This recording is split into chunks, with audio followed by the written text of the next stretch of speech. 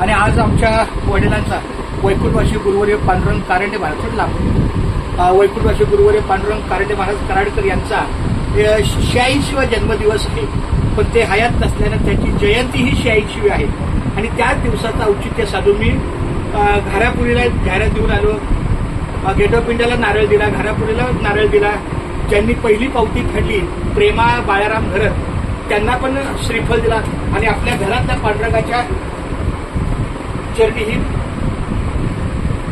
पंढरपूरची जाहिरात ही अर्पण करत आहे. पंढरपूर काही हरकत नाही, काही हरकत नाही. रामकृष्ण काही हरकत नाही. रामकृष्ण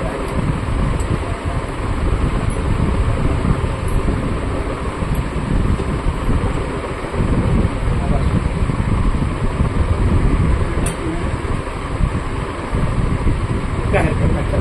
कट कर आणि त्या बॅगेतला ना